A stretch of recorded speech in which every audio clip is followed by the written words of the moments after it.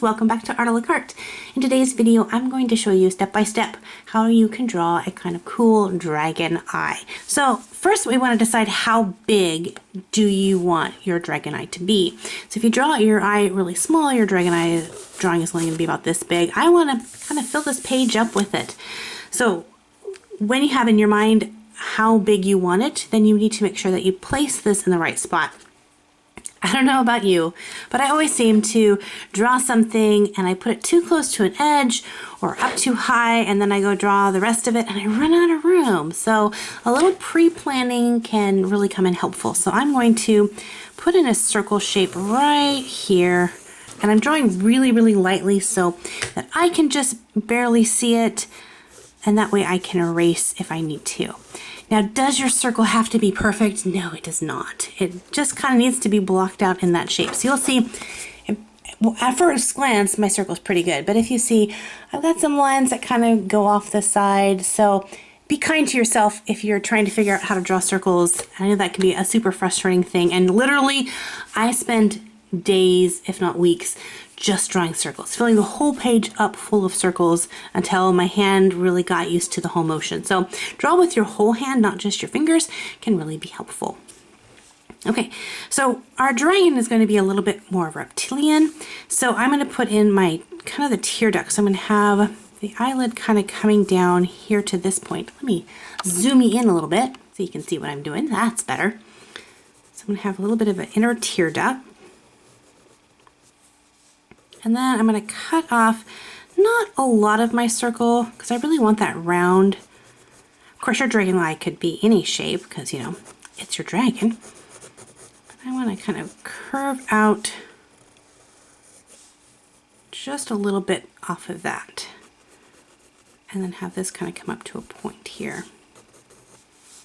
And I'm going to give it that reptilian eye. So instead of giving kind of a round pupil, I'm going to give it a slit pupil here. So kind of like almost a moon, very stretched out moon shape. So it kind of comes to a point towards the top and the bottom. Okay, so before we get into some of the details here, I want to kind of bridge out this upper lid. So I'm just going to crease line right up here.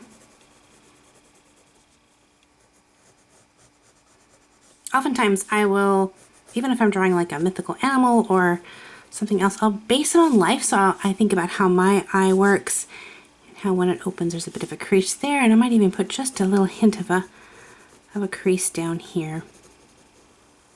I have a very scaly dragon in mind, so I'm going to start building in kind of some scale, or scales are almost like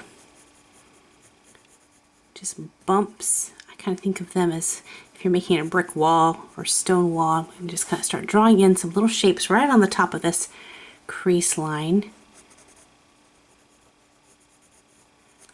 And as they come in closer, I'm going to have them get smaller as they come in.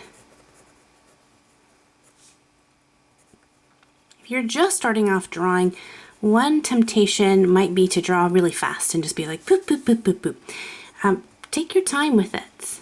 Don't rush. And if you make a line that you don't like and you're like, yeah, that shape isn't what I'm looking for, a tip is, instead of erasing it and redrawing it, go ahead and draw the correct line first. Then go ahead and erase the bad line or the line that you didn't want. And you tend to get a better result with that. So I've drawn my little kind of ridge of scales here, and I'm going to add kind of these little triangle scales. And again, you could make any kind of scales. You could have more fish scales. I don't know if these would actually be considered scales. I'm just kind of thinking of a rough skin from different lizards that I've seen.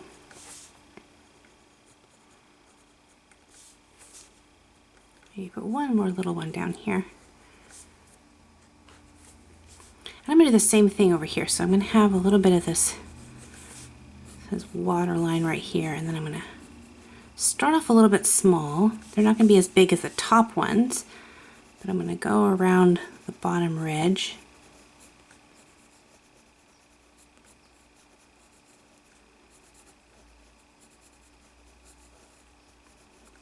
You can see I'm adding a little bit of space, almost like they're stepping stones. You could have them overlap if you wanted to. It just depends on what kind of look you want for your dragon. And then as I come in towards this corner, so they started small and got a little bit larger, and then as they come in towards the corner of the eye, I'm again going to make them just a little bit smaller. And then just like on the top, I'm going to add that little tiny, almost a little triangle wedge. So right now it's just kind of looking very, very magical, but blizzardy, but not exactly dragon. So let's give a little bit something else. So we're gonna think about this is kind of the eyelid. Now we're gonna think about that what would be like our eyebrow, but would be the brow ridge. And I'm just going to very lightly with my pencil sketch in that shape.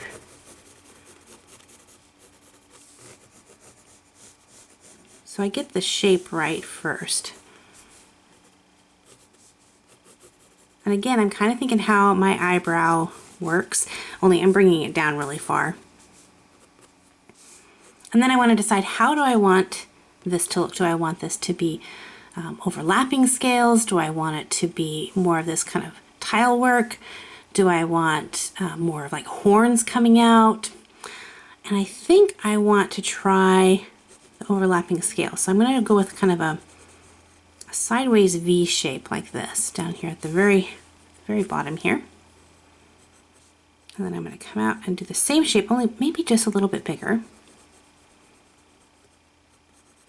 And instead I'm going to bring this line right into, so it doesn't meet up here, it meets in just a little bit. And because I made that little bit of a line where it kind of comes in, it pops this one out a little bit, which makes it look like this is overlapping this one a bit. Same thing here, I'm going to start in just a little bit there.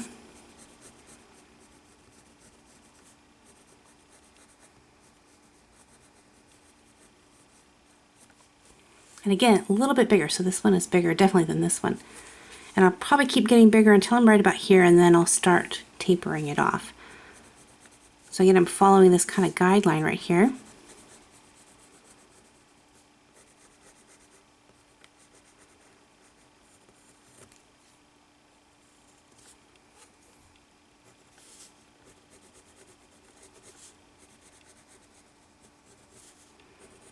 And you could add a little bit of variance. Maybe he has like a little nick in that one. Maybe it's a small battle wound or something. But adding little variances in that can really add some life to your drawing.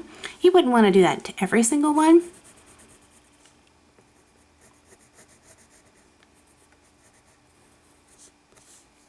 So you can see definitely getting nice and larger inside. I'm going to have one more, probably about the same size as this one.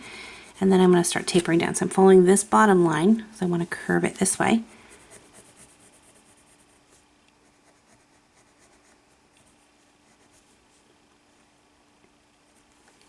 So and now I'm going to definitely start bringing it down in size.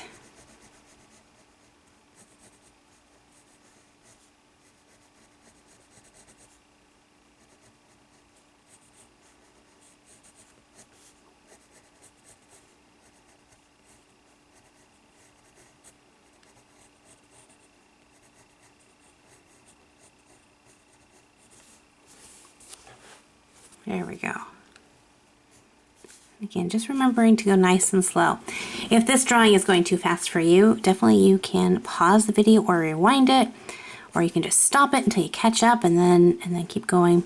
You go at your pace, whatever works for you. You don't have to draw at my speed. Just like a little bump right at the very end. So now we're starting to get kind of looks like dragonese. So I have some empty space here, and I can either fill it in with some of these tile works, or when I do add some coloring, I might just keep that as the skin. But I want to kind of do something with this over here. So I want to bring in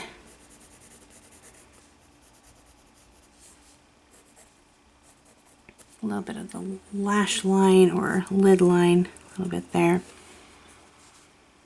And then kind of decide what I want to do over here. So I want to make this part pop out, so I'm going to put one of these kind of bumpy things underneath here.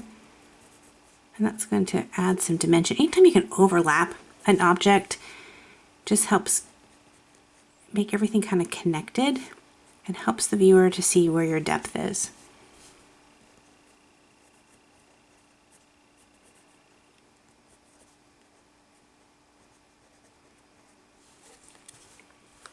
All right, now let's put a little bit of attention down into this part. So I'm going to put kind of a more of an angular shape over here.